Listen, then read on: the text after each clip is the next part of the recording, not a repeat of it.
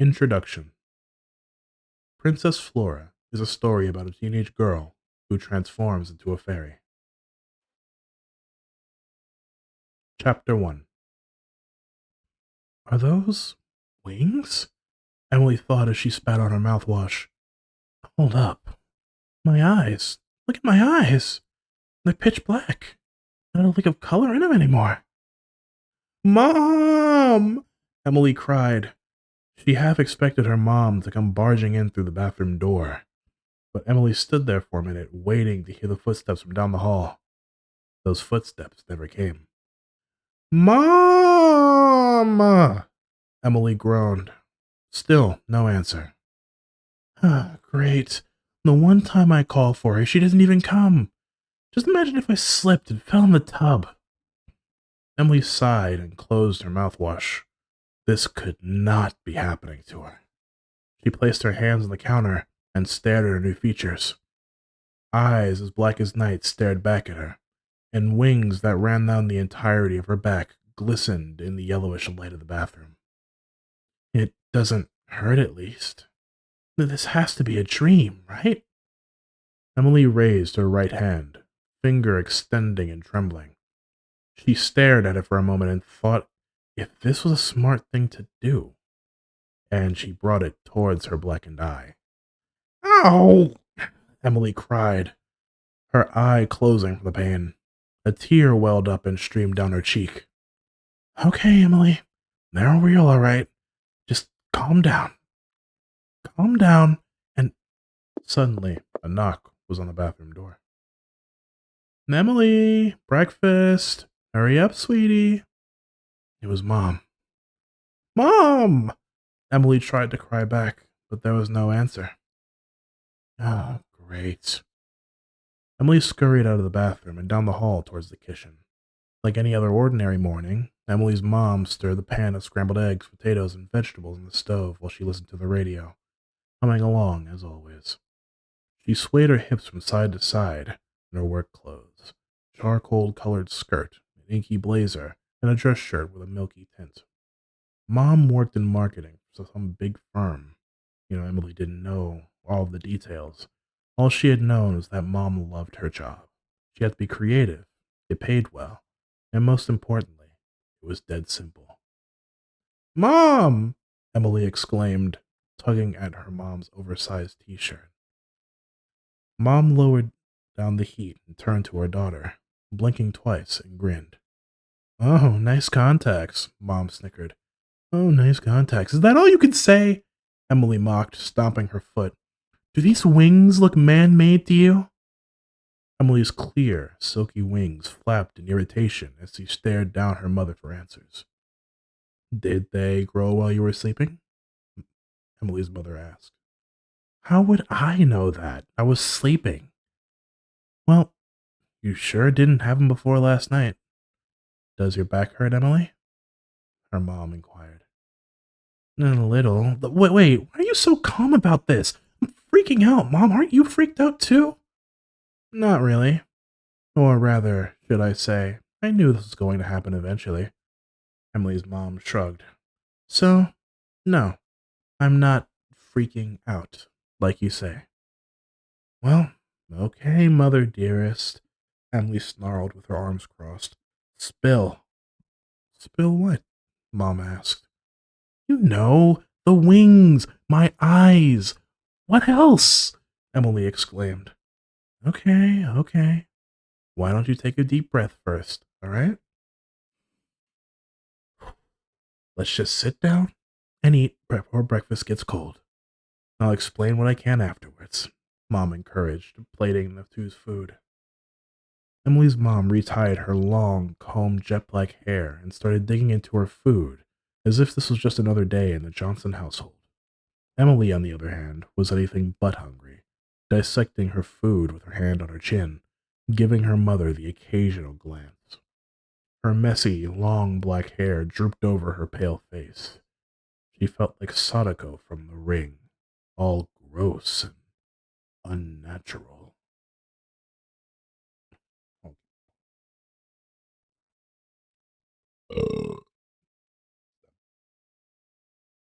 Mom tapped her chest, satisfied. Sorry, baby. I really needed that. Emily's mom sighed. Her food was gone as soon as it was plated. Those runs really tire me out. Gotta stay in tip-top shape, though. You went for your routine this morning, Emily murmured. Yep, another 15 miles today. The weather was perfect. Even stopped by Waves Subs and talked for a minute with Alice. She wants to. Mom, Emily said. Right. Sorry. Emily's mom gushed. So, about those wings. Wow, how nice of you to finally remember your darling 16-year-old daughter's morning crisis. Emily rolled her eyes. I kept calling you in the bathroom. I was having an emergency and you weren't there. I mean, I'm fine, but what if I wasn't? Or I don't know, I dropped my hairdryer in the sink and electrocuted myself, or slipped on the tile and broke my ankle. Hey, I never said I was perfect. Besides, if you were in any real danger, I need you to trust me when I say this. I would drop everything and make sure you were okay. All right, Missy? I'm sorry I didn't hear you over the radio, but it doesn't mean that I don't care. Emily's mom pointed a fork at her. Okay? Okay. Thanks, I guess, Emily said. Okay, so, about those wings. I've been wanting to tell you about, well, your father. But you'd never talk about Dad, Emily said. I know, but I think it's important now that I tell you at least a little bit about him. The important part being, well, your dad was a fairy. Hold on, Dad was a fairy? Emily shouted. Crazy, right? He was amazing. There would be no man like him in the world. And when I became pregnant with you, well, let's just say you know how those things work by now, right? Emily's mother chuckled. You're half fairy, half human, Emily. And it seems you inherited his wings. Oh, you should have seen it. He had white wings that allowed him to transform into different things, so many different things. When I met him, he was a cute little blonde dweeb that struggled at the simple things like getting froyo in a bowl, or even asking out a cute girl like me. But you should have seen him, Emily. The things that we fought, the things that we did. Mom sighed. He was a beast in battle. Oh, good. Fought? What do you mean you fought? I thought you two were 18 when you got married. I'm glad you remembered. Emily's mother clapped. Of course I'd remember something like that, Emily said. Clearly, it's the one truth you've told me about him, it seems like. Emily thought at the same time. Do you have any pictures? I don't even know what he looks like. What about wedding photos? It wasn't a traditional wedding, per se. Not really something you can bring cameras to, honey. Then why did you marry him so young, Mom? I mean, 18? Wow. It's because fairies can only live to the human age of 21, Mom reminisced. We fought the good fight together, fell in love, and got married. Pretty soon, I got pregnant with you, and when I had you at 20, you were my last gift from him. Your dad. Sorry. Navi and I went on so many adventures in the Fae when we were kids. So many sweet memories. You know, when I look at you, I'm reminded so much about how he used to be. Wait, you knew Dad since you were a kid? How did you get to the beep, beep, beep? Faye, Emily finished. The mother's light blue iPhone alarm buzzed on the table like a bee. Oh, I'm so sorry, sweetie, but we're gonna have to put a pin in this conversation until after school. Emily's mother smirked. Mom, I'm not going anywhere until we get this whole fairy thing figured out, Emily stated. I'm not saying that I don't agree with you. You know, this whole ordeal is a bit concerning, I'll admit. But you're gonna have to explain this to your darling boyfriend sooner or later. Isn't he coming to walk you to school? Emily's mother teased. Oh, crap. Emily facepalmed. Ding dong. Oh, speak of the devil, Emily's mother said. Footsteps echoed down the hall, and Emily slipped into her room, gripping the door handle as if it could hold everything back that was closing in. Morning woes pounded against her chest, fueling the quiet torture of anxiety. Lady, do not open that door. I don't want him to see me like this. Oh, I'm opening it. You know how much I love that boy. Not a care in the world. Sometimes I wonder if that woman really is my mother, Emily said. Meanwhile, outside, Jackie's fair fingers combed back into his short, dirty blonde hair, while the other adjusted the collar on his brown graphic Jupiter t-shirt. A final glance at the checked the crow-colored high-top Converse and caramel-shaded baggy pants. He wanted to be as presentable as possible for Emily and her mother. He would soon be greeted by her mother, who wore a sly smirk as she looked up at his tall, burly figure. "Oh, good morning, Miss Johnson. You look stunning as always. Is Emmy up yet? Or do I need to drag her out of bed?" Jackie smiled, his voice with a hint of a Brooklyn accent. "Oh, you're so sweet, Jackie," Emily's mother said, flushed. "And yes, she is up. Just give her a few minutes to get ready. She had a fairly bad morning."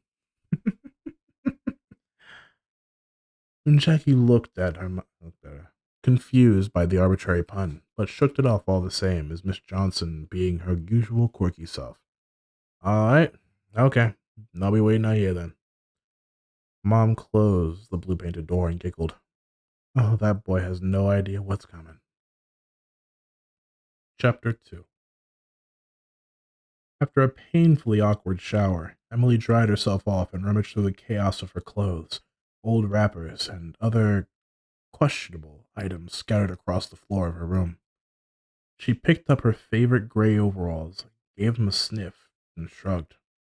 They'd have to do. She cut 2 holes in the back of a long-sleeved white crew-neck shirt and pulled it over her head, her wings struggling to fit through, but somehow she managed. 2 sprays of perfume, a dab of lotion, a touch of hair gel, and a few strokes of the comb, and she was ready for the world. Although the urge to dive headfirst into her pillow was calling for her more and more. I can't believe this isn't a dream. Emily looked at herself in the mirror one last time in complete disbelief. She had wings. Wings? There was no hiding that. Emily stepped out into the living room as she saw her mom grab her heels and began to put them on her feet.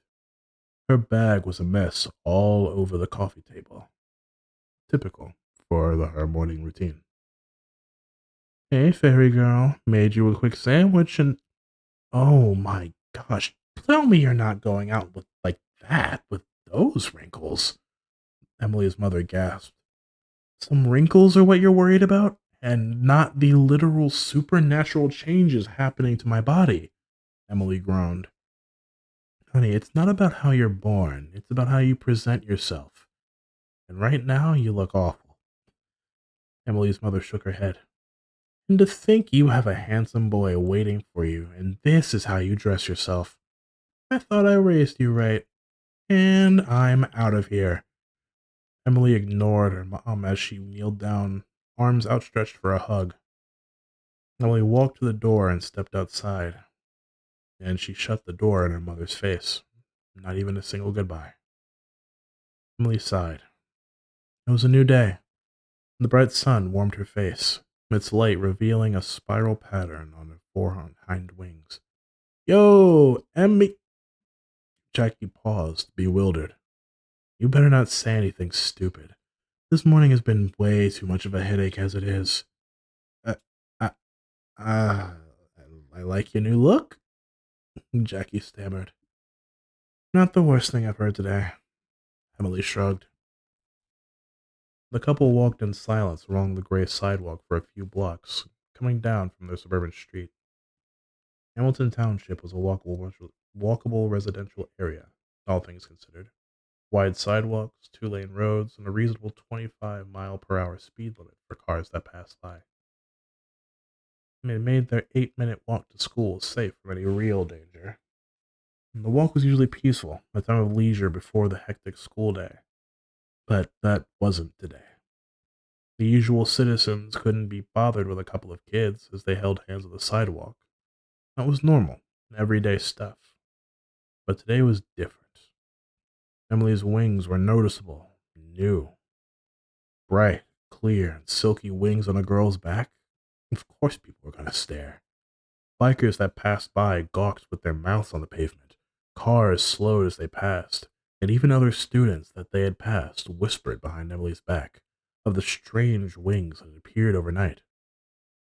She was already tired of it. Emily reached for her phone in her pocket. She wanted a distraction from all of this, and it would be Jackie that had stopped her from a collision with a streetlight right in front of a crosswalk. Emily sighed and realized that a walk with a distraction in hand was just as dangerous as a driver is in their cars as they stared at the wings on her back. Emily turned to Jackie and said, "You really aren't going to ask anything, Jack? I'm just following my girlfriend's orders." Ah, Mom is right. He's too good for me, Emily thought as she pondered.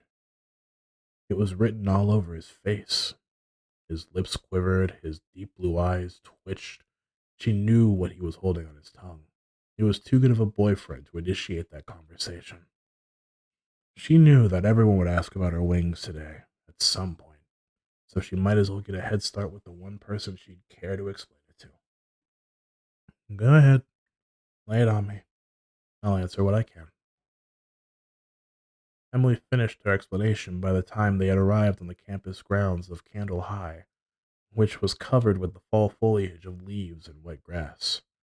Her favorite time of year, though Emily would hardly ever get to take it all in today. Emily had told Jackie everything that she had known, which wasn't much. Her mother, free with her information, still had hardly told Emily much more than the basics. She had wondered what sort of explanation, or a better word for it could be, for the rumors of her sudden change of appearance that would regrettably butt their ugly heads at school after today.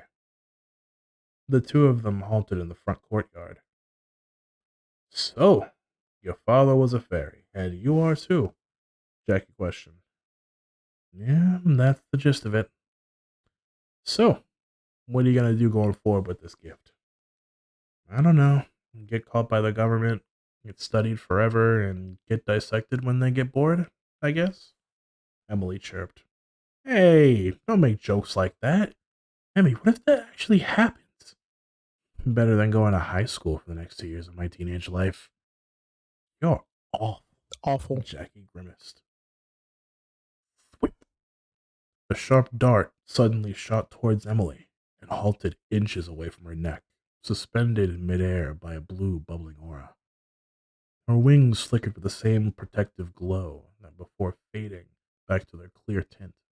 She felt even more like an alien than usual today, focused and athletic for once in her life as her body spun. All of her senses were aware of a malicious presence nearby. Her vision morphed and zoomed forward like a lens on camera. Branches and leaves blurred past until she saw a glimpse of a shadow in the shape of a pointed-eared figure as it leapt down to the root and darted deeper into the woods of Veterans Park. "Hey, Mammy, what's wrong? Is there something going on in the park?" Jackie looked down at the ground as the dart clanked onto the concrete and dissolved into sparkles into the grass. Today was getting increasingly more out of the ordinary. "Whoa!" Jackie gasped.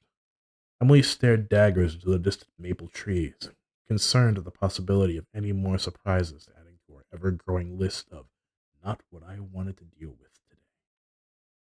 "I think we're being followed," Emily stated. As a Jersey girl all her life, she knew her home state was a colorful and odd place, but shooting darts at students was something she had never thought she'd experience in her lifetime, even if she did look like a fascinating new specimen of taxidermy on a wall. "No kidding," Jackie whispered. The first school bell of the day rang loud and clear across the campus as Emily and Jackie snapped out of their daze, sorry, still lost in thought over the lone dart. One thing for certain: if they stayed there, who knew who or what would try to attack them again? They couldn't find any answers if they were dead after all. Emily looked at Jackie deep into his eyes and nodded. The identity of their assailant would have to wait. For now, they would have to retreat into the safety of the school. They steeled themselves and ran inside the red and tan school building, ready for another day of learning. Chapter 3. The shrill of the final homeroom bell rang in their ears as Emily and Jackie slammed the front doors behind them. They had already begun to accumulate some sweat by the time they reached the second floor, and the white painted halls were completely empty. Well, empty except for Arnie, who struggled to open his red locker. Oh, fiddlesticks! His chunky taped glasses had slid off his sweaty, frustrated, acne-covered face. Poor guy. Smart with the books, but never with those lockers. Sunlight streamed through the windows, casting their dashing shadows across the wall. The voice of class president The voice of the class president reciting the Pledge of Allegiance echoed from the ceiling speakers as they inched closer. They'd be cutting it real close. Stupid darts, stupid wings, Emily thought on repeat. And that's when Emily spotted her homeroom, the red classroom door with the red sign reading Room 216. Emily crashed through the door, more worried about being late than her appearance. She was, after all, not an A-plus student, and hardly a C student at that, so the attendance was most necessary at this point. The entire class stared at Emily's figure in the doorway, with Jackie tailing close behind. Her wings were outstretched, bright, and highly noticeable. And that's when the whispers started. "I'm sorry we're late, Teach. We got a bit distracted," Emily panted. Girl, what are you wearing?" a girl in the back shouted. The swirl of whispers grew into a chorus of questions, and thus the floodgates opened. Shouts of confusion echoed through the room, and questions of the strange backpack that Emily was wearing were chief among them. Emily sighed. She really shouldn't have come to school today. "Enough!" Mr. Curry shouted. The entire class went silent. Most just shrugged it off and went back onto their phones, headphones in for some, while others, specifically the girls, gossiped and snickered in low voices about what sort of cocoon Emily must have sprouted from this morning. "Jackie Bruno and Emily Johnson, take your seats. We can discuss your attendance." His brown face furrowed as he glanced at Emily. "And your anthropomorphic appearance once the first period bell rings. I'll write you to a late note because I'm curious." Sorry that we were late, Mr. Curry, sir. So sorry," Jackie said. "Now you're getting annoying. Just sit down, Mr. Bruno," Mr. Curry replied. Emily's two best friends motioned for her to sit, while Jackie continued to deeply apologize to Mr. Curry. "Quite the fashion statement today," Molly teased, her light brown hand with black painted nails outstretched towards Emily's wings. Molly poked them, and they responded with a satisfying squish. "Stop that," Emily said, irritated, slapping Molly's hand away. "Wicked! They just feel like real butterfly wings," Molly gushed. "Because they are real wings, and I don't remember giving you permission to touch them, nosy," Emily pouted. "And believe it or not, they're real. Saw 'em myself," Jackie chimed in from behind as he had taken his seat. "For real? Can you fly? Oh, please tell me you can fly, Emmy. That'd be so awesome. You have to show us, Emmy. Come on, please, pretty please," Molly begged. Maria's coffee-colored eyes wandered to Emily's new appendages, thumbs twiddling. Jackie playfully shook Emily's shoulders, begging her to wiggle her wings like before. Under the pressure of peers, she just couldn't say no. And thus Emily rolled her eyes back and buckled under the pressure. I should just enter the circus at this point. She slid her legs to the side of her desk and gave her wings a bit more room to operate. Closing her eyes, she grunted a few times until her wings finally glistened and began to wiggle. Aww, Molly and Maria harmonized. Whoa, did you see that? The boy with red hair pointed. Oh my gosh, Emily just moved her wings. That's so freaky, girl. Wonder if she can fly me to Wawa and give me a Snapple, the chubby boy mumbled while eating his breakfast bagel that held 4 layers of pork roll and cheese. Enough yelling! This is a homeroom, not a zoo! Mr. Curry slammed his fist onto the desk. If I hear anyone get that loud again, you're getting lunch detention. All of you. And Robbie, put away the sandwich. You should have eaten in the cafeteria earlier. No way! Amazing. Truly amazing, Maria said as she tugged at the hem of her baggy amber-shaded sweater. Aren't you guys freaked out? I'm a little freaked out, to be honest. Molly and Maria looked at each other, equally perplexed by Emily's statement. Freaked out? Why would we be? Molly remarked. Right, Maria? Right, Maria muttered before getting cut off. Anyway, it's true we've never seen wings on someone before, but who cares? We've seen Stranger, and besides, your eyes are totes adorbs. Oh, Emily smiled. Molly always had a way with words. Sure, they were simple, but she was always genuine, excitable, and the good old no boundaries Molly. How had Molly been her friend for so long? Her hand quivered and hovered over her eyes. A small glimmer of confidence finally began to swell within her. Maybe Emily wasn't the freak she had built up in her mind to be after all. She had begun to already feel better already. So, did you guys hear about that dude in Philly who stabbed Robert with a sword? Molly said as she proceeded with a strangely on-the-nose impression of Al Roker. It's like nothing's changed. Maybe this won't be so bad after all. The conversation soon led to Molly's bi-weekly new hairstyle, which she showed off with pride for all to see. Her short, bohemian-style braided hair whipped back with dramatic flair. She then playfully curled a strand of Maria's hair around her finger. The curly shag she got at a salon framed her squishy face lovely. Whenever Molly did something new, whether it was softball in middle school or something silly like the Blazin' Challenge at Buffalo Wild Wings, her childhood friend, and some would say sidekick, Maria, wouldn't be too far behind. The two were inseparable. Maria's freckled face flushed red like a cherry from her friend's attention. She lowered her head, embarrassed. Her rectangular glasses slid down under her nose as her breathing grew faster.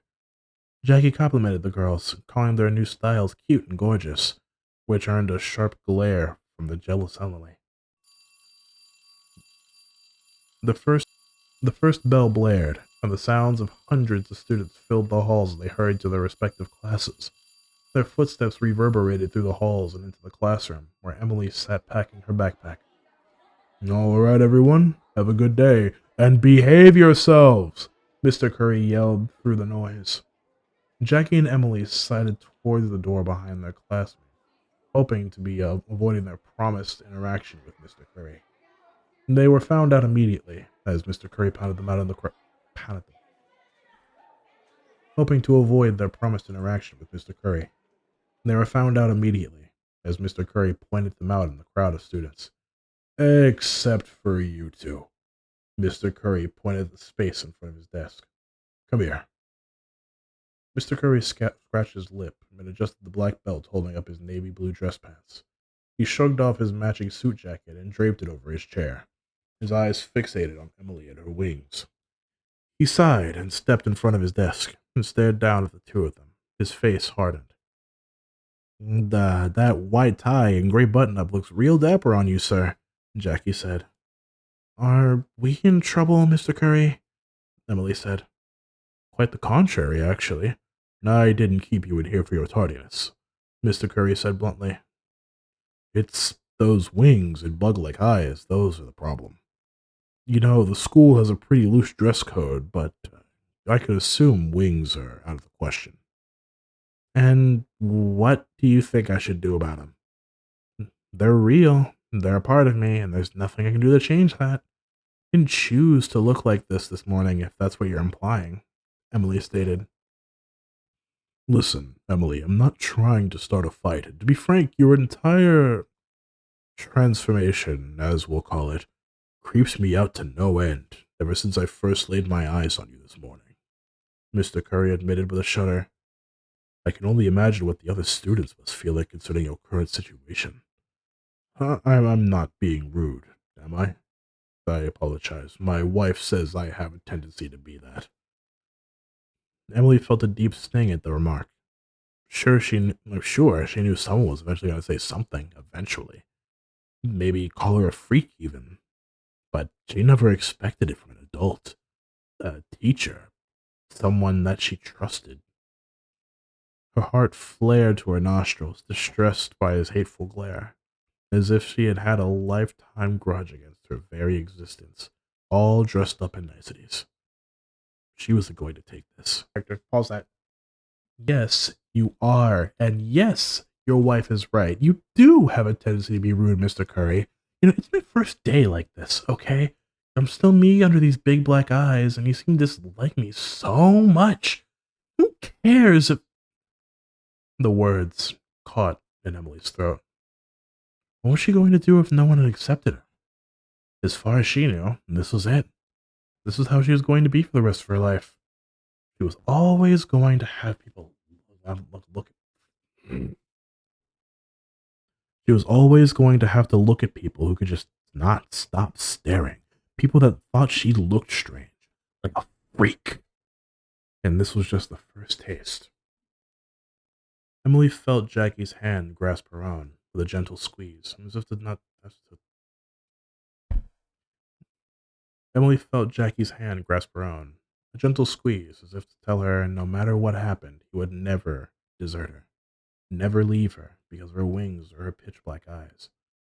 She would always have her back, now and forever.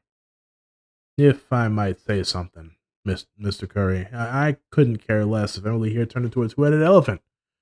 And I know the people who genuinely care about her wouldn't care either. You know, she's still Emily, and she don't deserve you having all this negative attention that you're throwing her way. And just because she looks different now than she did yesterday doesn't matter one bit.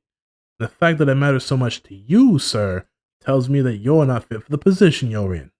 So, if that's all, sir, we'll take our late passes for the next class and be on our merry way."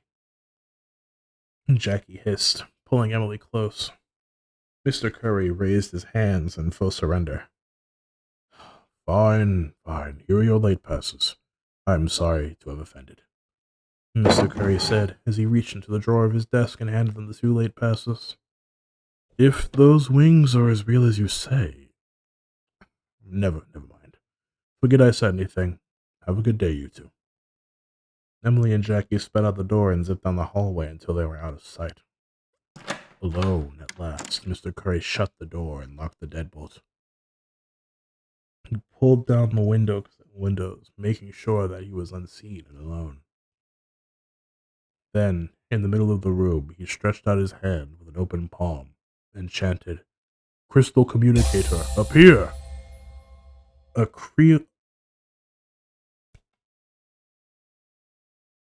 a clear crystal ball appeared above his palm, small but bright. Suddenly, Mr. Curry would kneel on one knee. "Remove that utterly revolting disguise when you speak to me, comrade." Whoever was on the other line, her voice was deep and rich, like that of an aristocrat. A golden-crowned hologram hummed to life before him. Out came of it a regal woman sitting on a throne, her long legs crossed underneath her crimson-layered bell-shaped dress, which matched her red eyes, no larger than slits that glared upon him with frigid disdain. Underneath the woman's crown, long strands of deep purple hair draped her shape, elongated earthy ears, and even though through the hologram her skin glistened with pristine elegance. "At once, my queen," Mr. Curry said. Suddenly, Mr. Curry pulled out a wooden tulip-shaped amulet from under his skirt, chained around his neck. With two light taps, his entire form twisted and reshaped. His ears elongated, his frame stretched and thinned, and his irises burned a deep yellow. Securing the amulet once more under his shirt, he gathered his long, dark blue hair into a bun, grateful to serve his queen. "Excellent, as it should be," the queen proclaimed. "It feels marvelous to be an elf again, my queen," Mr. Curry said, although he was no longer Mr. Curry. "What have you found for me, Cursive?" the queen asked, her heel tapping the floor with impatience. "I've found her, Queen Edvu. I've found the girl." Cursive grinned. The queen leaned forward on her pointed throne, eyebrow raised. The golden crown gleamed with fairy wings decorated across it. "Do tell." Queen Edvu licked her lips and broke into a shark-like grin, each tooth resembling another one who fell before her. Chapter 4.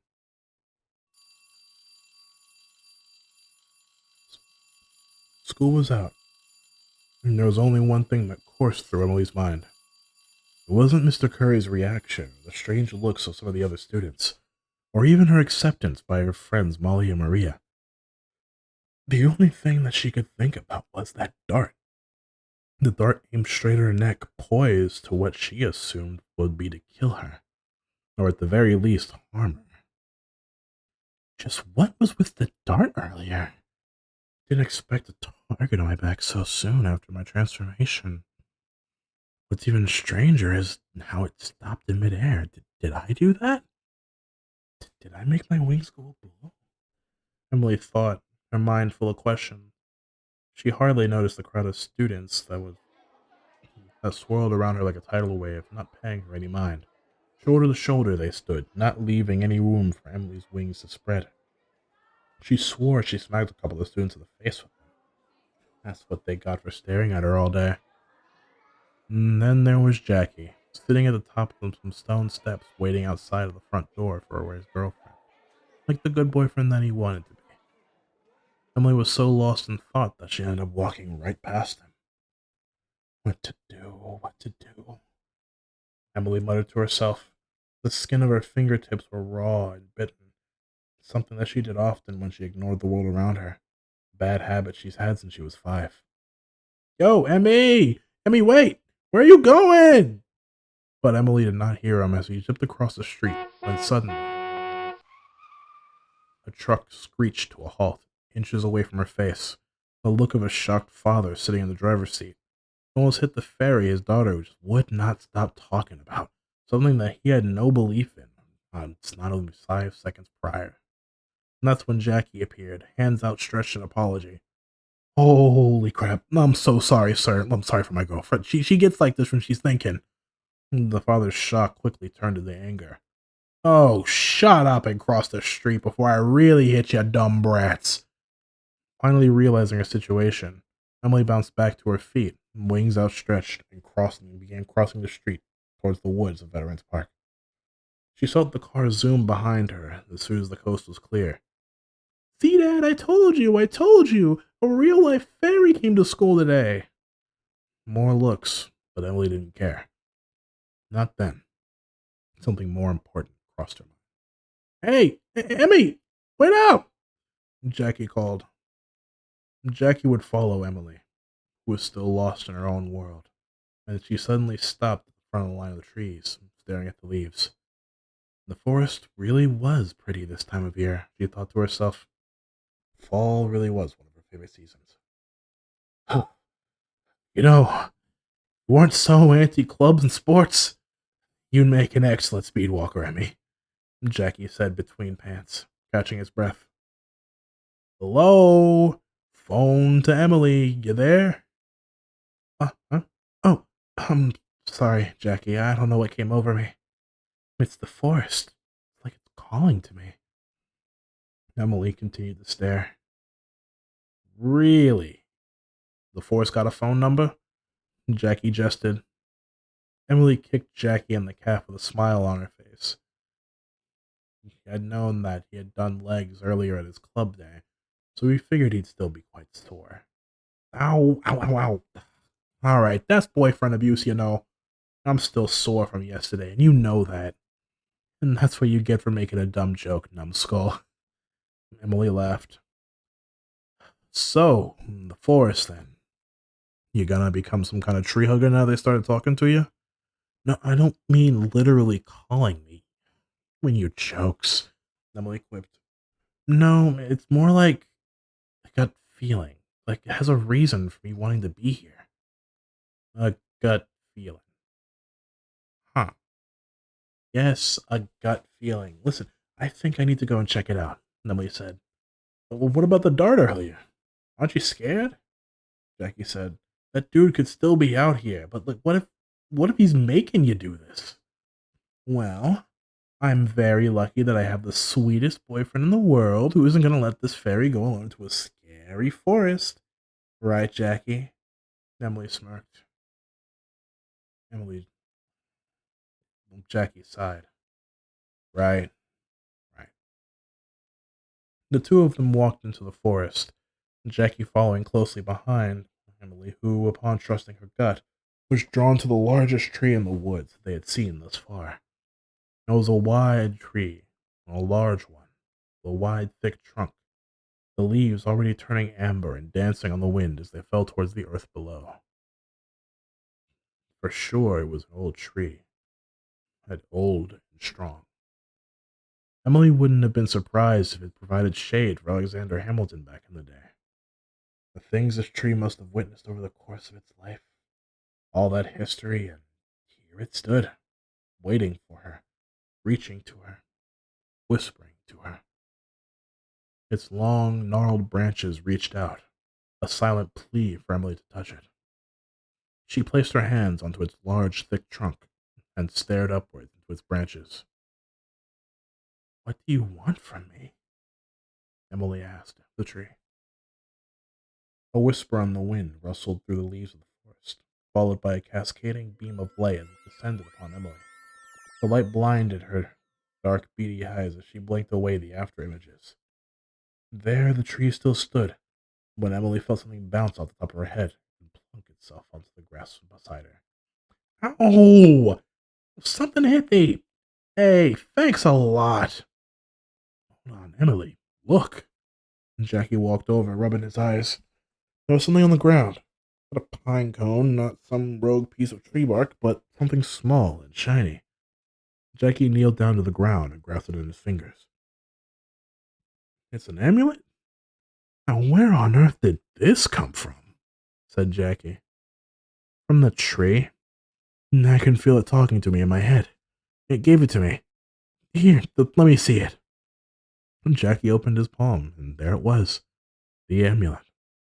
It was richly sculpted in the shape of a pink tulip, attached to a silver chain that shimmered in the sunlight. Emily stared at it for a moment. What did this mean? She looked back at Jackie in the eyes, as he stared back at her with a look. It belonged to her, and Jackie didn't even need Emily's word for it. He knew deep in his bones that this amulet belonged to Emily. Hey, turn around real quick, Jackie requested, and Emily obliged. He unclasped the chain and placed it upon her neck. The light sinks clinking as they settled upon Emily's neck.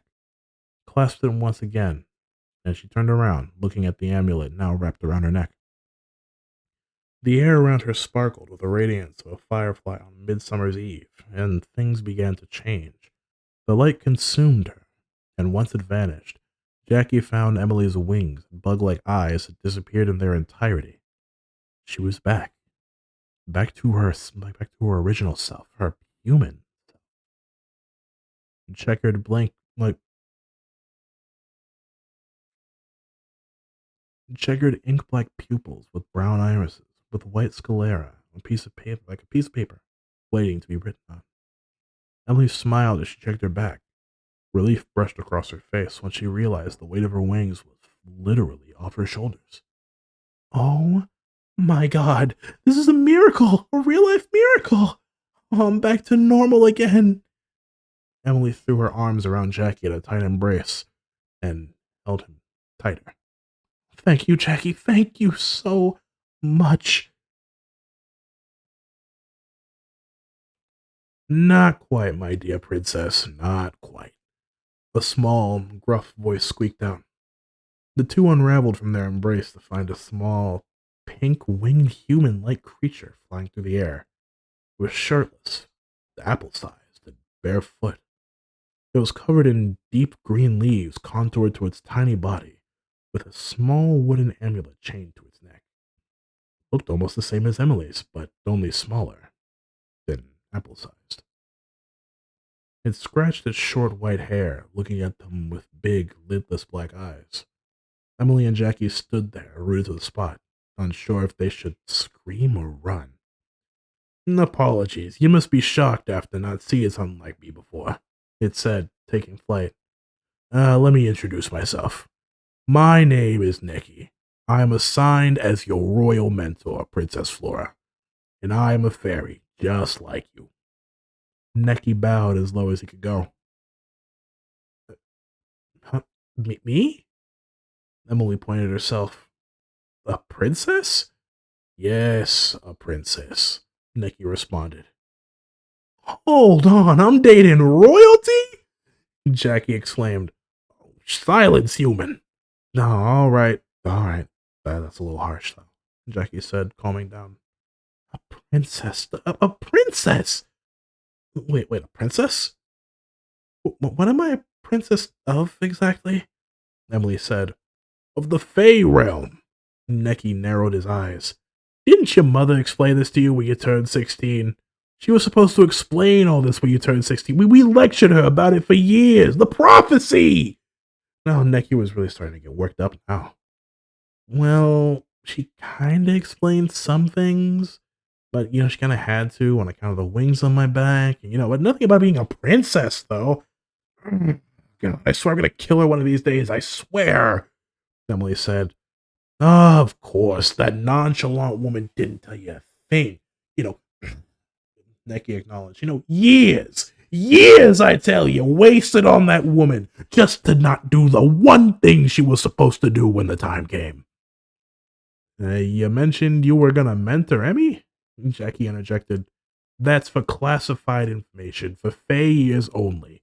And last I checked, Blondie, you didn't have a pair of wings growing out your back, now did you? Oh, harsh. I have a name, by the way. I don't care. You shouldn't even be in this conversation. Necky scoffed. A normal human boy here with a princess. Oh, how ridiculous. Oh, and that's right. Forgetful, not a care in the world. Mother of yours neglected to tell you anything when it came to hiding your identity.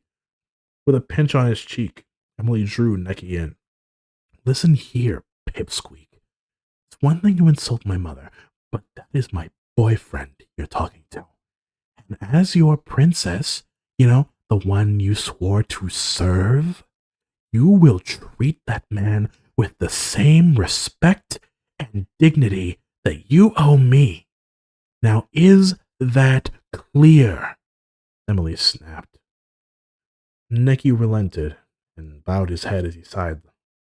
Forgive me, Princess Flora. I do apologize. I overstepped my authority, and for that, I'm sorry.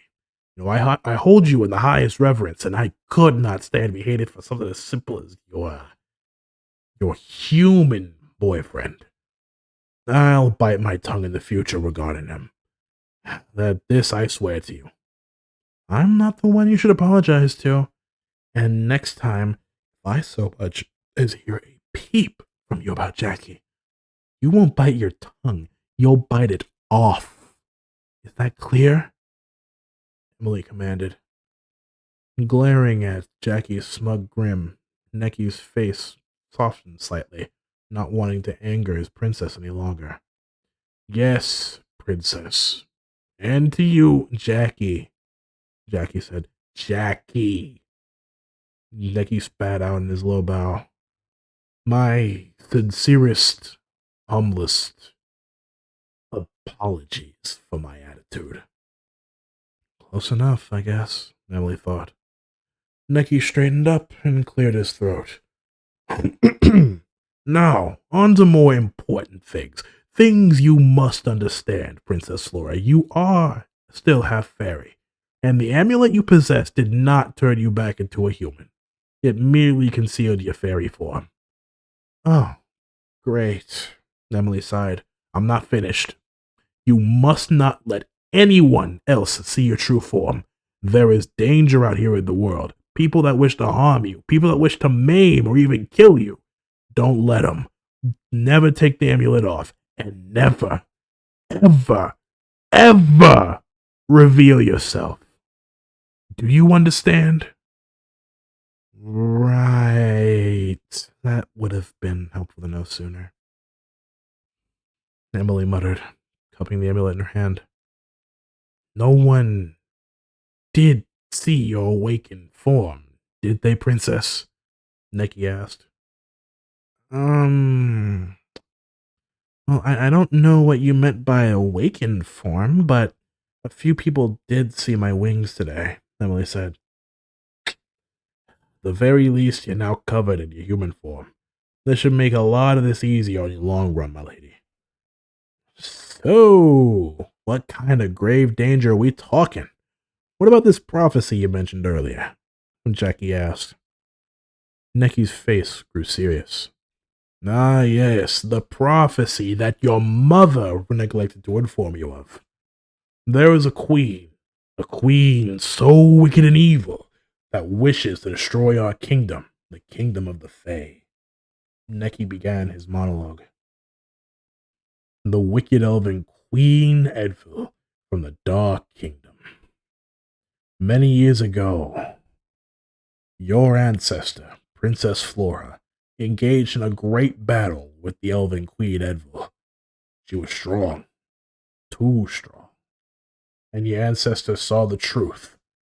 She wouldn't be strong enough to defeat her within her own lifetime, and so she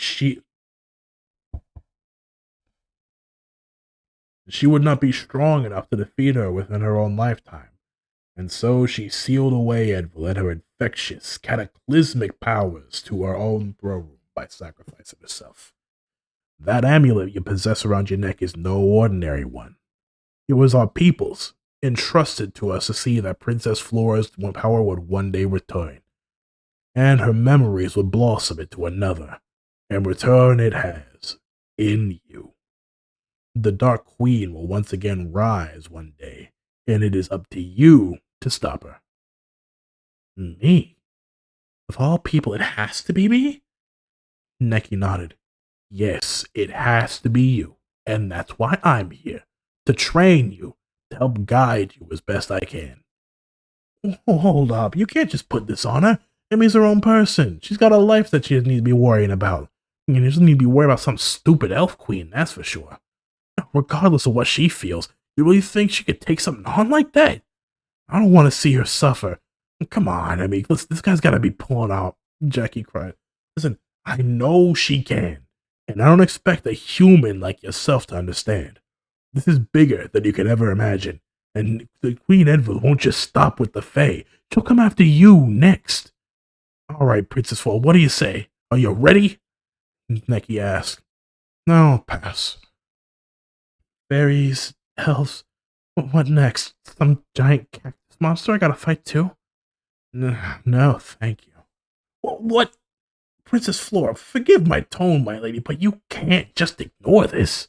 Stop calling me Princess Flora. My name is Emily, Emily said. And I said I'll pass. Necky panicked, landing on Emily's shoulder.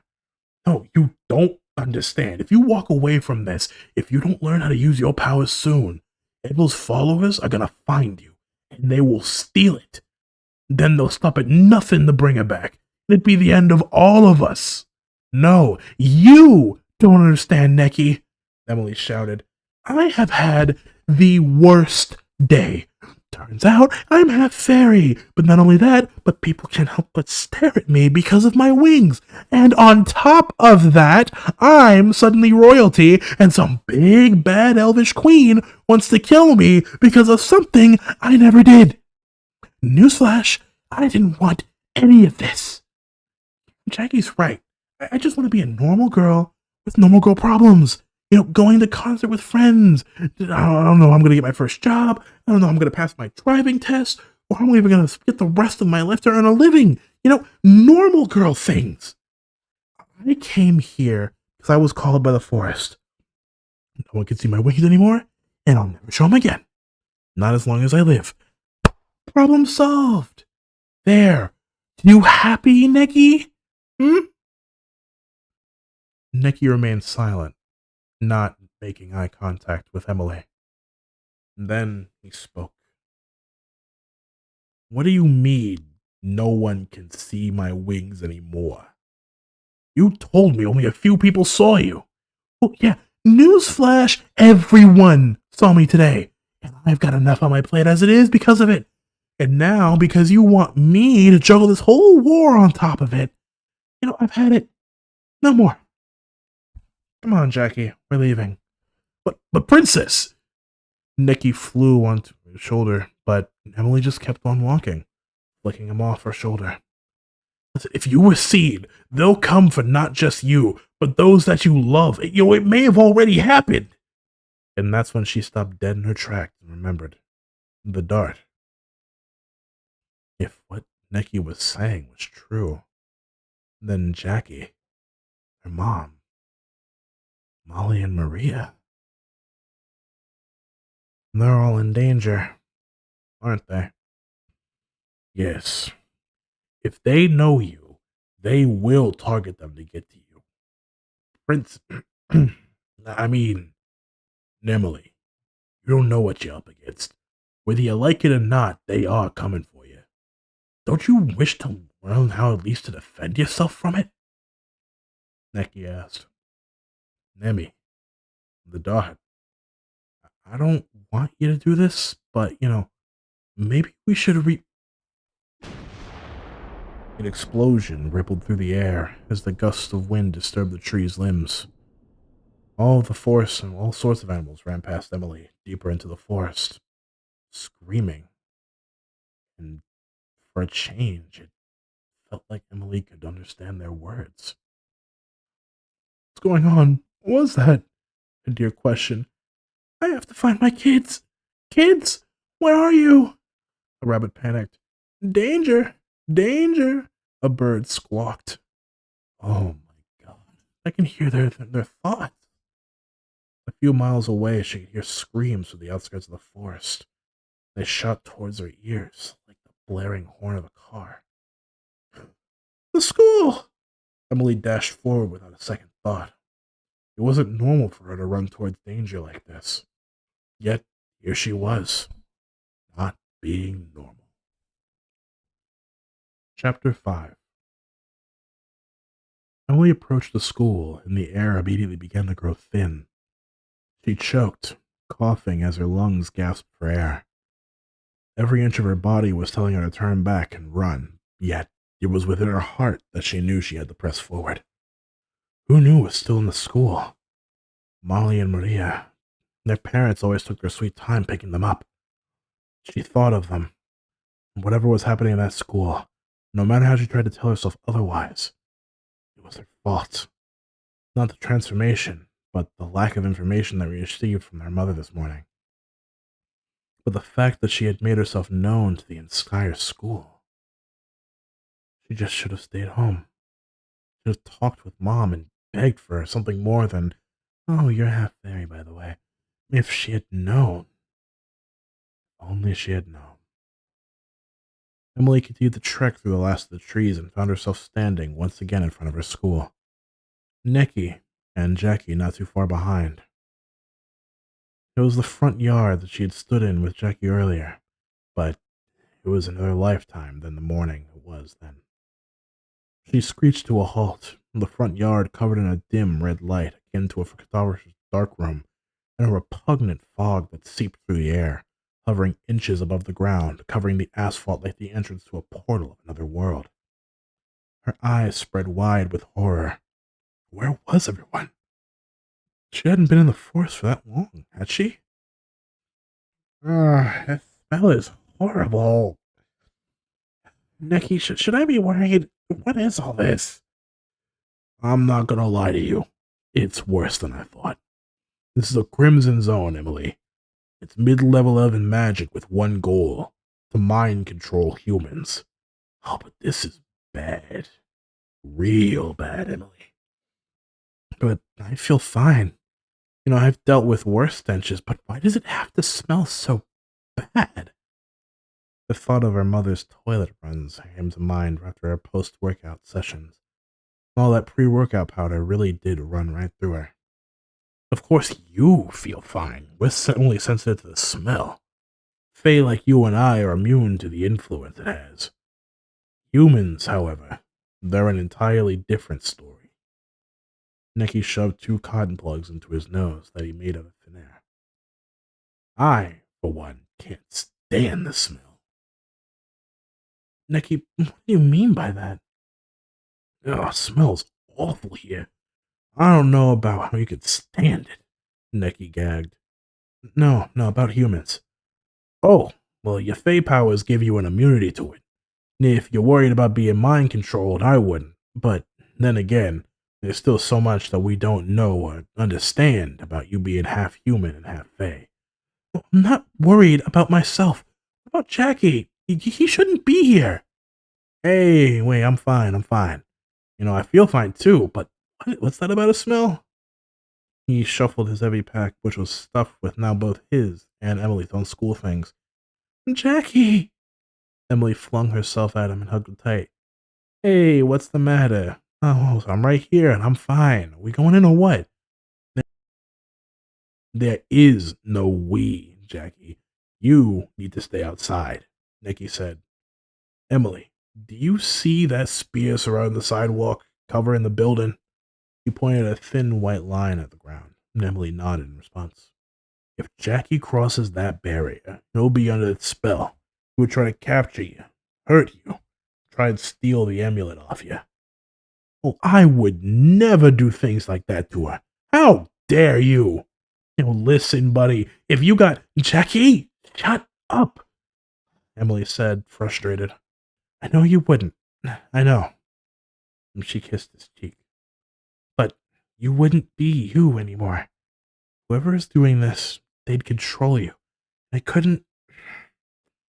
just couldn't bear that. There's already been enough trouble that's my fault. I couldn't take you getting hurt just because of me, so please, just stay here.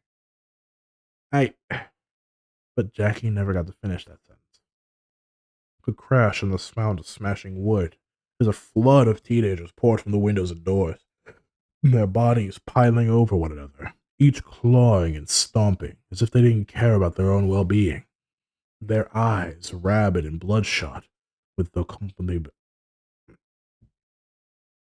Their eyes rabid and bloodshot with madness, and drool that escaped their chapped lips like hungry animals, filed in one by one as they stood in the center of the courtyard.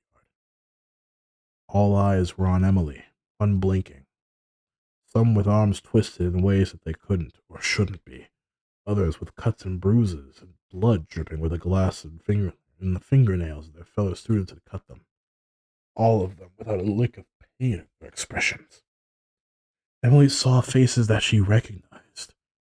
Arnie, his pimpled face missing his taped glasses. Mrs. Jane, her math teacher, whose hair was usually in a tight bun, now had her hair now in a freefall down to her shoulders. The varsity group of football cheerleaders, who always hogged the bathroom mirrors between each period of class, held their lipstick like knives. Jackie's teammates from the soccer team, who had made sure there was always a seat open for her on game day, spun their cleats like nunchucks, ready to throw down.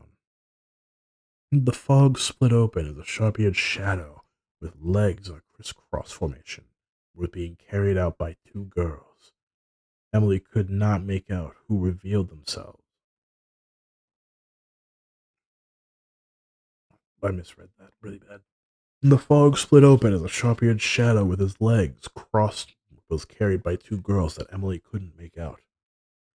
Deep yellow pools of hatred stared back at her.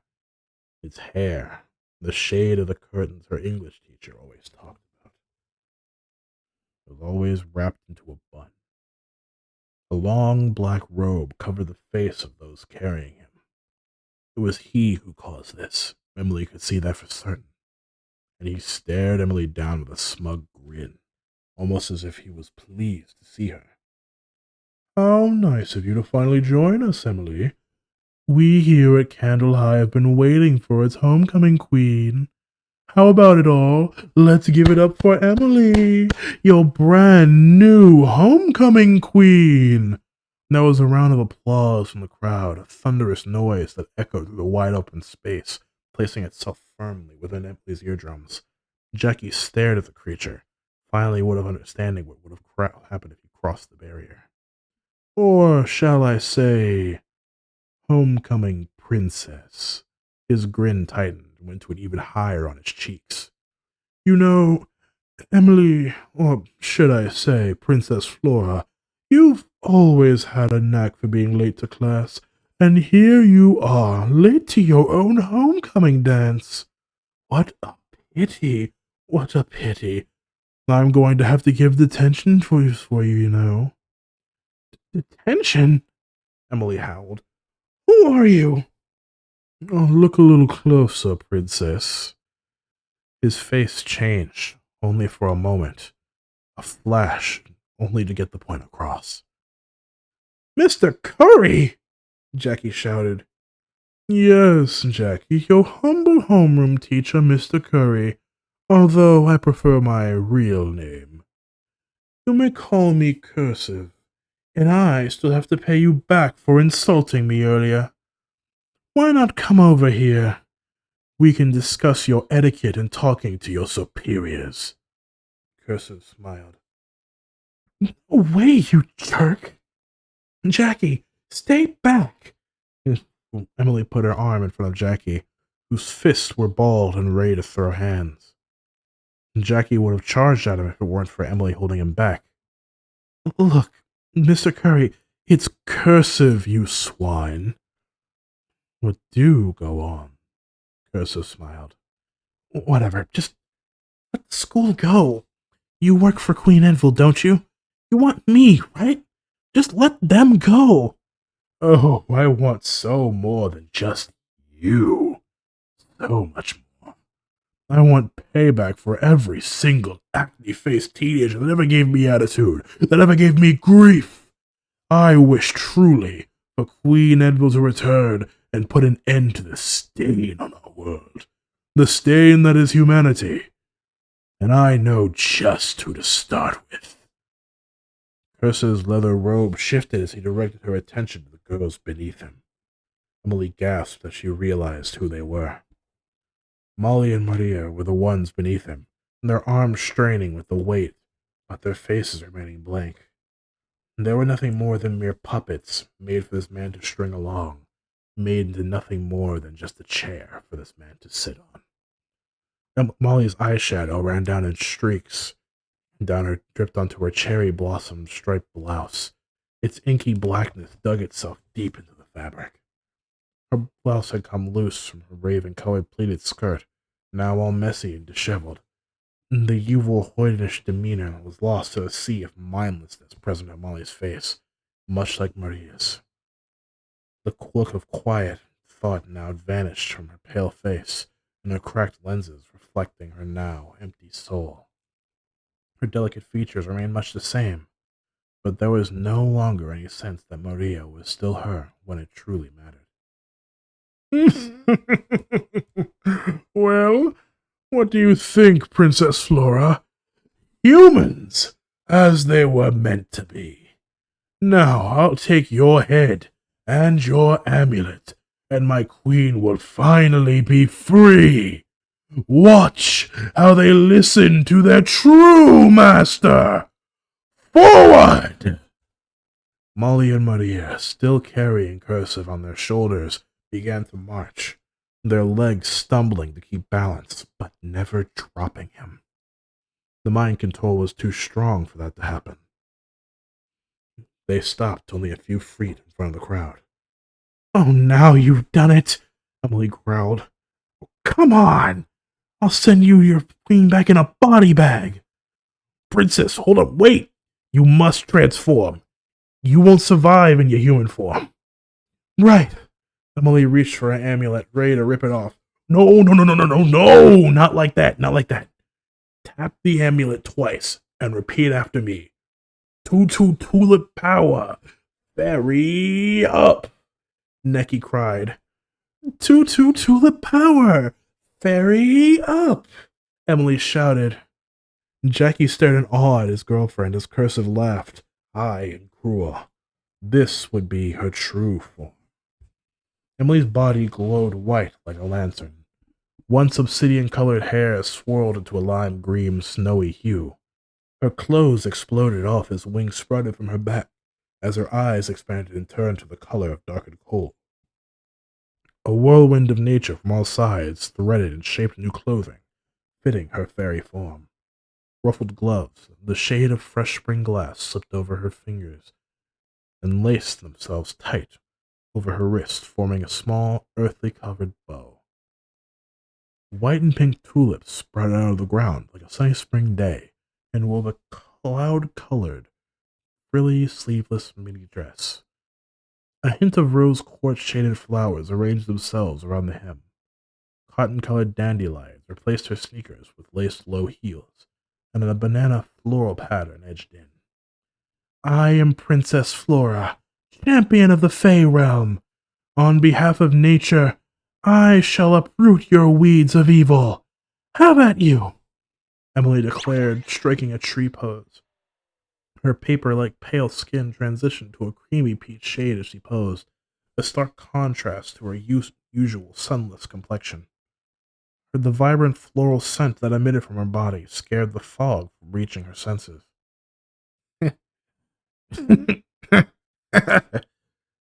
Jackie snickered.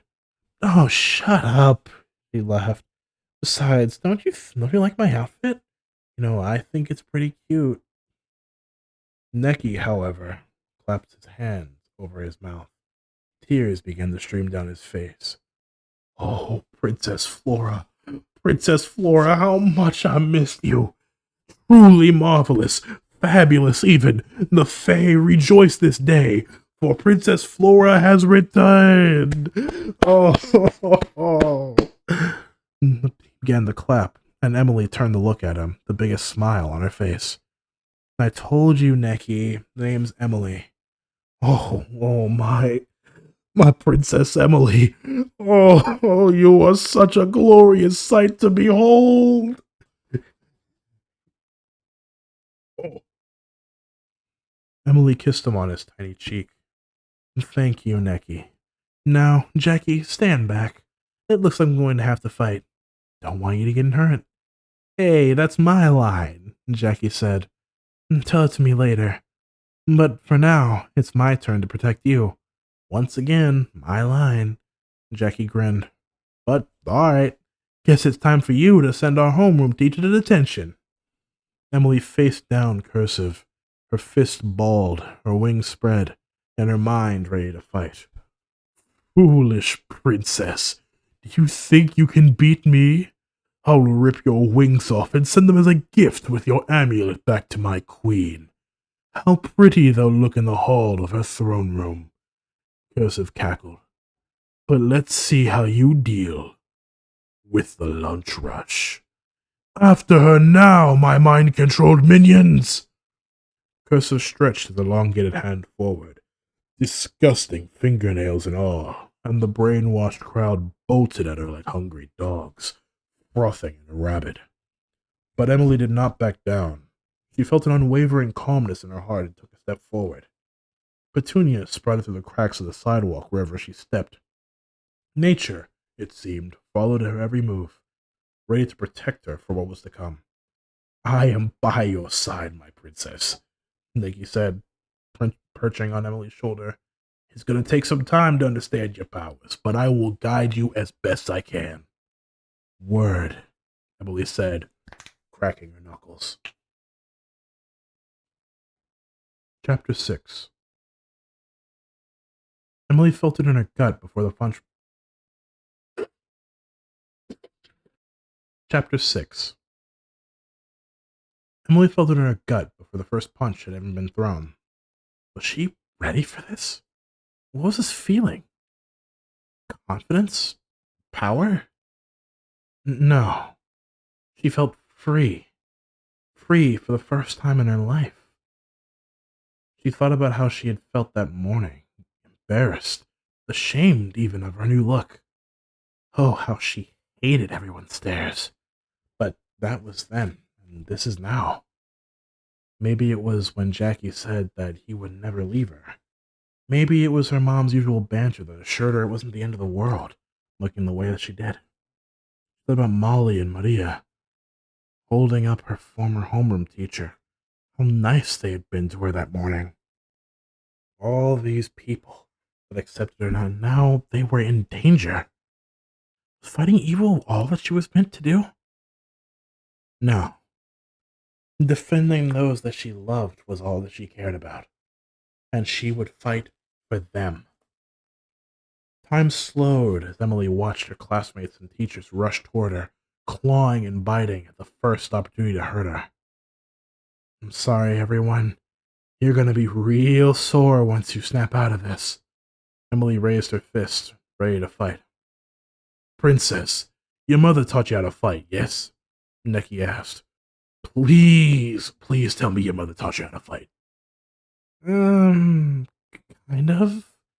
Mom didn't, well, I didn't tend to stay awake during the lessons. Emily cringed. Oh, great, Neki said with frustration. But it was too late. The first mob was already upon her, their hands reaching, just trying to grab any bit of Emily. But she would be too quick for them, jumping up and balancing on the hand of a kid that she recognized from her second period class. She jumped up and kicked his head into the crowd, sending him shooting backwards towards Cursive. Neki! Oh my god, just how strong am I? Her feet landed with a grace upon a patch of tulips and grass. Killed that kid! Oh, I killed that kid! Oh my god! Oh my god! No, he will be fine, princess. Now keep your wits. There's another wave coming. And the mob had already stood back up after being knocked down, and so did that kid that she just kicked. And for the record, you have the strength, speed, and durability of 70 times more than that of the average human. 70 times? I kicked that kid with my full force. We don't have time to go over the eccentricities of elvish mind control magic or your fey powers, princess. Just trust me when I say you're strong enough to subdue these humans without any major harm to them. Just stick to what you know, and you'll be fine. And here I thought you were gonna guide a geared up football player dove for her waist. Ah! She jumped, but a little higher than what she bargained for. At the blink of an eye, she was 3,000 feet in the air, in the middle of a darkened cloud. Then her ascent slowed. Neki gripped tight onto her shoulder. And that's when she began to fall, and her dress flew up right above her eyes. Stupid. Emily gripped the hem of the dress. Stupid. And ripped it down with ease so that no normal human could ever fight against it. Chloe, dress! And balanced herself against the wind so it would no longer impede her vision. My lady, allow me to assist you! Neki screamed. He wasn't struggling against the wind like she was. But since we're this high up, why not use the gravity to our advantage? How so? Emily shouted. Extend your leg and kick the ground as you hit it. Your body will know what to do. And how is that going to help? I'll break my leg like that. Trust me! Trust your Fey ancestry! Have I steered you wrong yet? Yes, Emily thought. Yes, you have. But she couldn't argue. She did the only thing she could, and trusted Necky at his word. She extended her left leg, hands raised, skirt flying free, ready for the impact. And Necky was right. Her body knew what to do. Her body twirled like a Category 5 tornado, and created a high-speed pocket of friction as she sped up. Sparks flew, more and more, the faster she spun. And then, Flora! Impact! Emily shouted. Contact. Emily's feet dug into the road, sending asphalt chunks in an explosion of wind and energy. The mob was caught in the crossfire. They had flattened against the ground and away from the impact site. Emily forgot to feel bad for them, but only for a moment, as she admired her newfound strength. The mob was finished, as they all fell to the ground, rendered unconscious by the impact. And once the dust finally settled, Emily looked up and saw Cursive, still being held up by Maria and Molly. He bit his lip. So this is the power of the fairy princess. How charming. He used the two as a jump pad and kicked them both in the face, knocking them out cold. Cursive struck the ground with his right foot as a wall of concrete a foot high shifted the ground, like a train towards Emily's feet. And the wave broke off a fire hydrant, and its contents sprayed high up into the air, making the ground slick with moisture. She sidestepped left and booked it as fast as she could towards her foe, stamping through the puddles, 30 times as fast as a normal human could. Necky had told her. Her fist raised, ready to lay some smackdown on Cursive's face, when suddenly he broke into a grin, his hands outstretched, pointing downward. The echo of cracking in the earth beneath Emily's feet could be heard, far too loud for anyone to ignore and far too fast to respond to, and she saw several holes burrowed deep into the ground. Her right foot caught at the edge, and she fell, face first, into the cold, hard street. Oh, I guess I brought this fairy down to earth. So much for that inflated ego of yours. Cursive laughed. The brown elf swayed his arms thin like the waves of the ocean, up and down and up. Emily stared at him, teeth gritted, nostrils flaring, but it was far too late for her. She looked to her right and saw the water from the fire hydrant funneled into a giant typhoon. And Cursive threw his hands down with all the bile that he could muster, all right towards Emily. Emily was at once engulfed in a sphere. Necky held his breath and gripped her shoulder tight not to be swept away in the current. Cursive intended to drown her and pluck the amulet from her corpse. Emily knew what she had to do and paddled forward. Swim all you like, Princess Flora. You can't escape from me. Cursive spat. His hands were cupped as if he was holding the water within his palms. He began to swirl his own hands in place, with a giant ball of water obliged to his will. Emily could not keep up with the current, no matter how hard she paddled. Emily! Necky gargled, his grip loosening as he was taken by the current and was flung from the sphere. Emily couldn't even call back to him, as water filled her lungs and her vision turned dark, when she suddenly felt something grip the top of her head. So much for the hope of the Fey race. Pathetic, Cursive said and closed his hands, freezing the sphere solid. But Emily's head was no longer in it. She could breathe. Princess, Necky said. Oh, Princess, thank goodness. Necky had saved her, at least momentarily. Were it not for him pulling Emily's head above the water, her entire body would have been the world's first fairy princess ice pop. I appreciate it, Necky. Thanks for helping. Emily felt her blood flow drop. She was experiencing the first hand the true meaning of frostbite. After all, she had just been flash frozen. Her complexion changed to a cherry color, and soon dwindled to that of a fresh damson plum. She flexed her newfound strength and used it to try and break free of the icy prison, but found that she could barely even wiggle a finger. Emily's short, pointed ears fluttered in frustration. "Becky, do something!" Emily said. "I'm trying, princess. The sound of rushing water, followed behind the crack of ice, prevented Necky from finishing his sentence. Necky fell to the ground, frozen solid, his last words etched onto his tiny face. "Well, that was disappointing," Cursive said, unamused. "You jerk! Let me out! Let me out! You're not gonna get away with this!" Emily shouted at the top of her lungs. "On the contrary, I already have." Cursive smirked. Emily's amulet dangled from her neck as he tried to reach for it. She tried to bite his hand, do anything to hurt this thing, but she was just too slow. Cursive pulled his hand back, and with the other, gripped Emily's forehead and slammed her into the back of the Cursive pulled his hand back, and with the other, gripped Emily's forehead, slamming her head into the back of the ice spear that held her. "Oh, no, no, no, Emily. It's impolite to bite.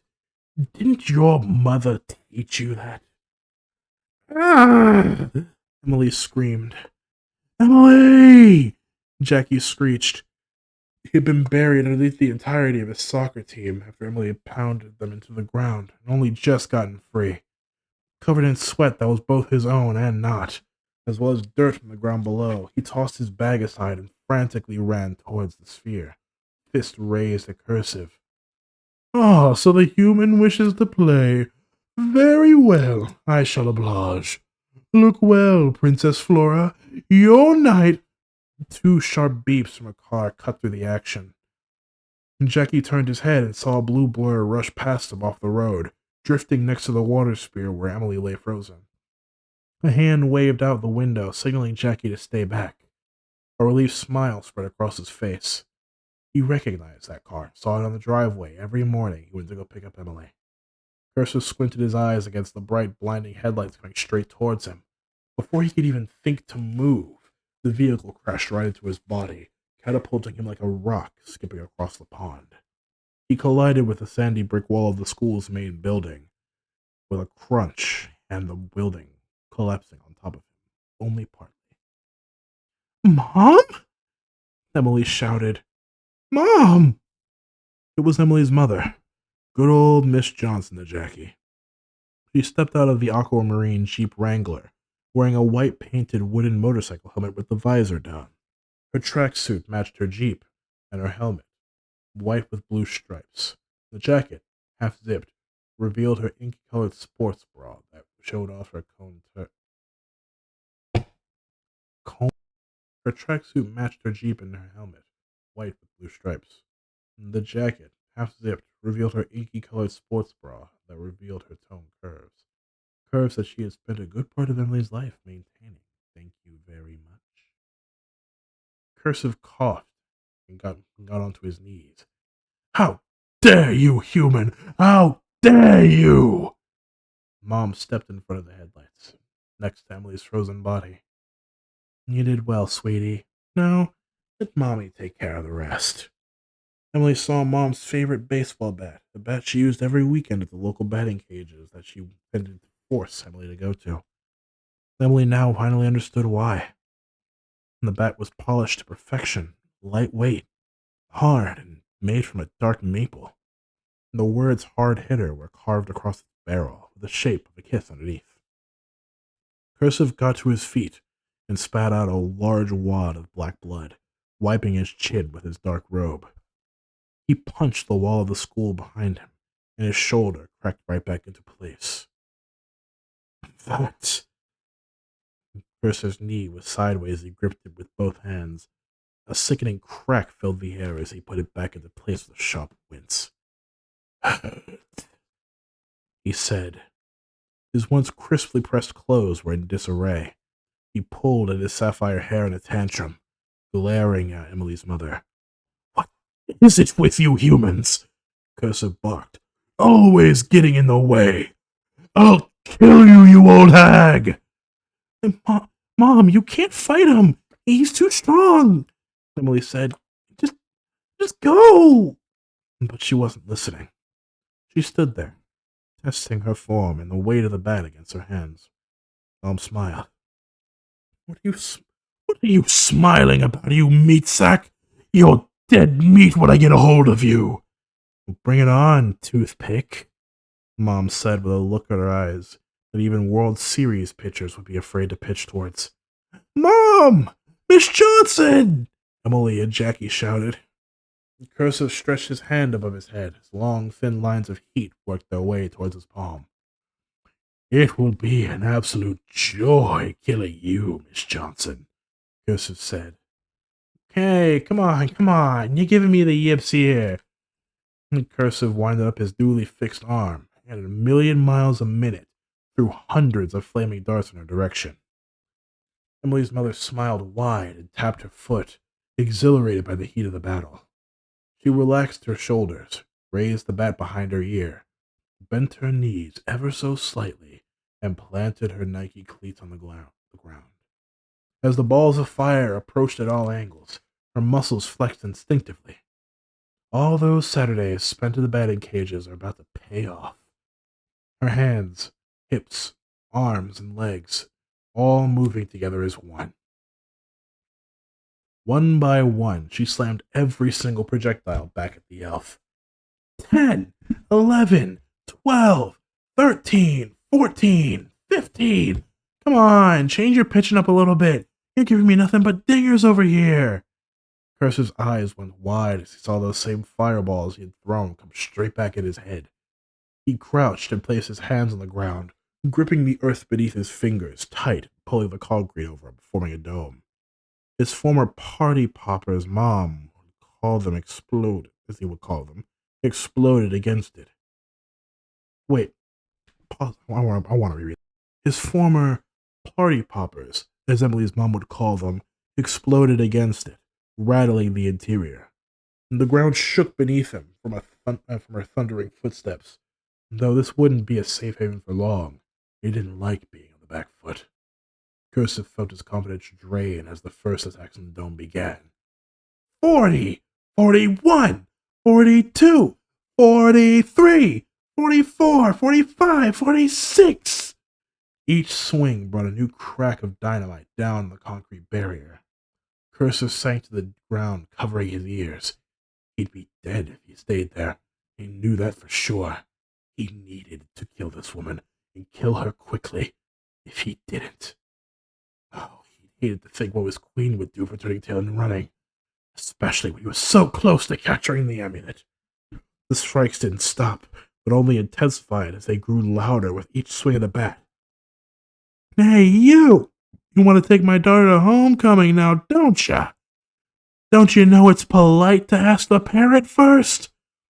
Another crack, and Cursive trembled under the pressure. I've never met a human so strong. I mustn't give up. I must not give up. For the Queen! For the glory of the dark... His concrete dome shattered in half, bringing the bat down inches away from Cursive's cowering body. 72. Mom grinned, putting her sparkling bat back on her shoulder. That's... Oh, come on, use your words now, sweetie. Now who's been a bad blue elf boy? Cursive stared at this woman in shock, fearful for his own life. That power! Where did you get that power? Humans aren't supposed to have it! Oh, these old things? Mom said, inspecting her bat and knocking on her helmet. Gift from my late husband. Made from the Tree of Life's very own branches, from what I hear. Heard you elves have a tough time in our realm because of it. Thought it might be dead useful one day if I ever went pro in women's baseball. Well, that'd be cheating, of course. But I guess I found another use for it after all. She placed the bat square on the side of Cursive's body, measuring her swing. This'll make 73. Not my greatest record, but still nothing to swing at. But what do you think, Jackie? Impressed by it or what? Oh, beyond impressed, Miss Jackson. Beyond impressed. Beyond impressed, Miss Johnson. Beyond impressed, Jackie shouted. Oh, sweet boy, isn't he? Say, what was your name again? Cursor stared at the woman's visor and foresaw his own demise in the reflection. Never before had he been humiliated as he was right in this moment. By a human, nonetheless. A boiling anger rose to the surface, and he wouldn't back down, especially now. Especially with the amulet within his grasp. The queen would be pleased. All that stood in his way was a disgusting, filthy human. Cursive shot up onto his feet, and from his hand conjured a wooden sword that glinted with a crimson darkness. His arm shivered as he pointed the weapon at her.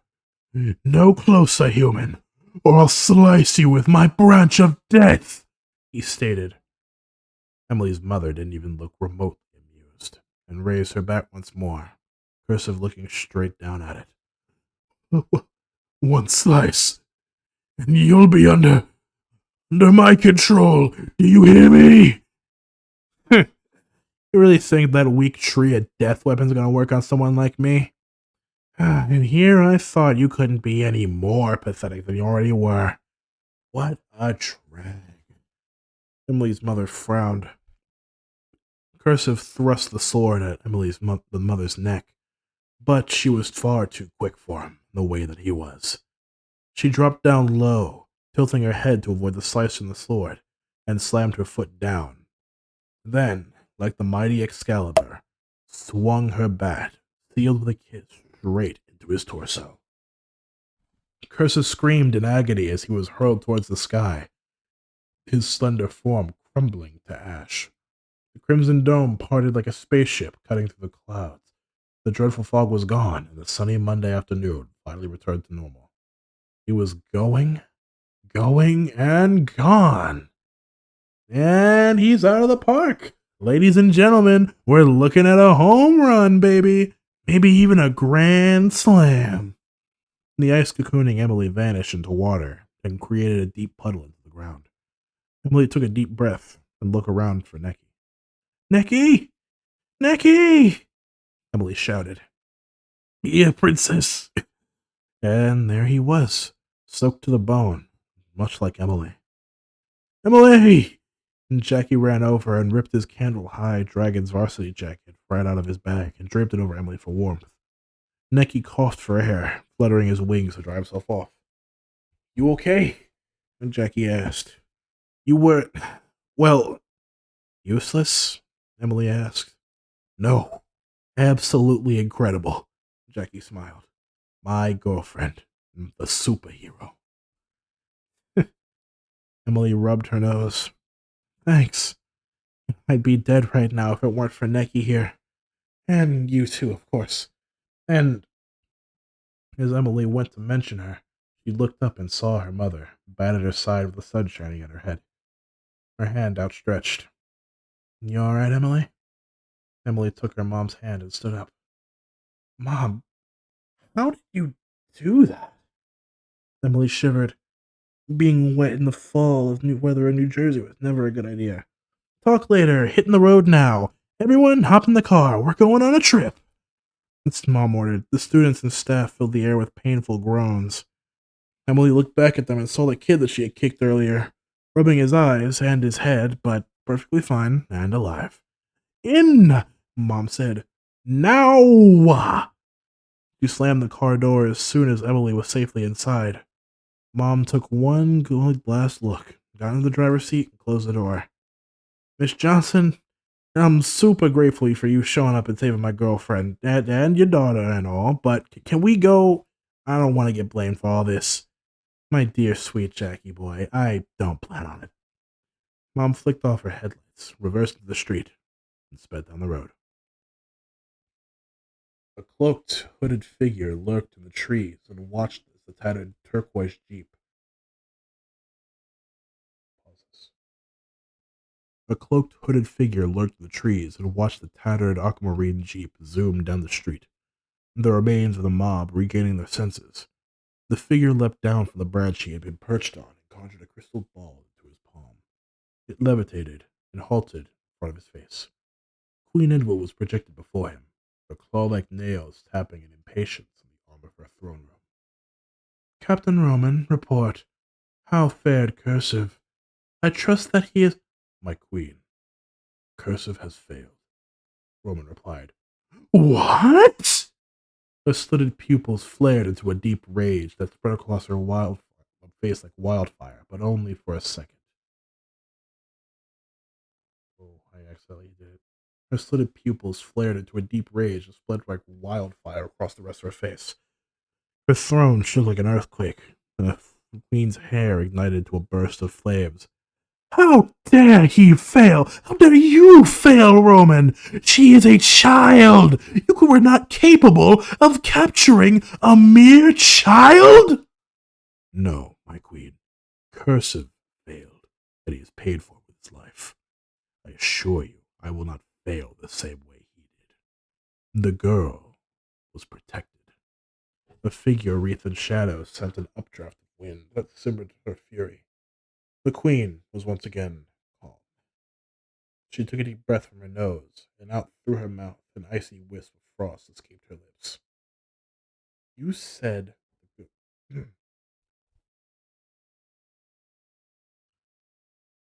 A figure wreathed in shadow sent an updraft of wind that simmered the fury of the queen. She was once again calm. She took a deep breath from her nose and out through her mouth, an icy wisp of frost escaping from her lips. You said the girl was protected, Captain, she sighed. Yes, Your Majesty. It looks to be her own mother, another Fae going by the name of Neki. And a boy, too, but he didn't seem all that special. I will decide what is important or what is not. Tell me about this boy, the queen demanded. The princess and him, well, they seemed to be close. Romantic, even. After Cursive fell to the Witch of the Bat, he was the first to check up on her. He summarized. I would bet my money on it that they are dating one another. And the girl, is she who we believed her to be? Yes, Your Majesty. She had the amulet, said the words, and everything. Just like Princess Flora did all those— Do not dare speak her name in my presence, swine! And the queen began to flare up again, but regained her cool in only a moment. Was it the girl who defeated that worthless idiot? Here's the interesting thing, my queen. It was that witch with the bat I was telling you about. We've gotten reports of someone resembling her description fighting against the other elves these past couple of years. He smirked wickedly under his hood. Her name, my queen, is Jewel Johnson. Ah, the first human warrior of the Tree of Life is the mother of the princess, of course. I remember her with little kindness. Very intriguing. The queen grinned, tapping her lips. Very well, Captain. Proceed as you are, but hasten your efforts. I want this girl captured, and my return to the human world will not be postponed by two fairies, an old hag, and some know-nothing child. Yes, Your Majesty. Roman responded, and the connection was cut. Roman dropped the ball to reset the dialing spell, as he had another call to make. He saw his own face in the reflection, face worn and tired, his stern silver eyes and dark brown skin ruffled with age. His goatee was getting long again. He would have to shave soon. And that's when he noticed the other faces, lined within the crystal's edges, all hovering like his own. All of them were distinct in their own ways, ranging from horned creatures to shark-headed brutes with jagged teeth atop a hulking human form. 14th Order's Nemesis team. Many years we have served together, all to achieve one singular goal. And I call upon you once more for one final mission. Before our dream is achieved, so listen up, the lot of you, Roman commanded. Yes, sir, Captain Roman, they all echoed. We have lost Cursive today, due to, as we theorize, Princess Flora's descendant. She is in this wretched garden state, protected by Jewel Johnson. Her name is Emily Johnson. Do not underestimate them. If you find her, and you will find her, you are to take the amulet and free Queen Edville. The Queen wishes for the girl to be dead. However, I care not so long as the job is done. Under no circumstances are you to engage Warrior Jewel in combat. Do you all understand? She is mine, and mine alone, Roman said. Yes, sir, Roman, sir. Have I made myself clear, Font? Sir, yes, sir. Excellent. Report back to me with any more information you find. Work together like a team, and we'll get this done. Now get to work, the lot of you. The light on the broadcast dimmed as Roman squeezed the orb to his palm, making it vanish into thin air. His wicked grin returned, goosebumps jolting up and down his body like an elevator. He was over the moon. He traced the scar across his chest. An unhappy memory. Unhappy loss. Warrior Jewel, you have evaded my capture for far too long. Your numbers have finally come up, and I will have my revenge.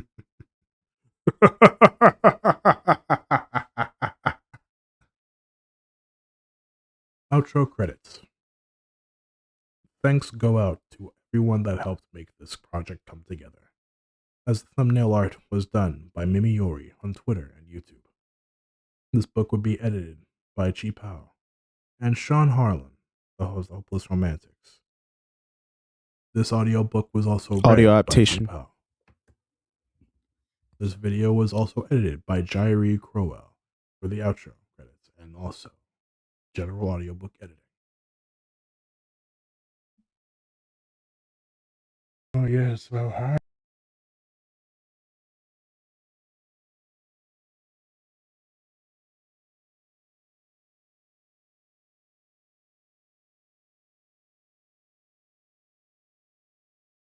Audio adaptation.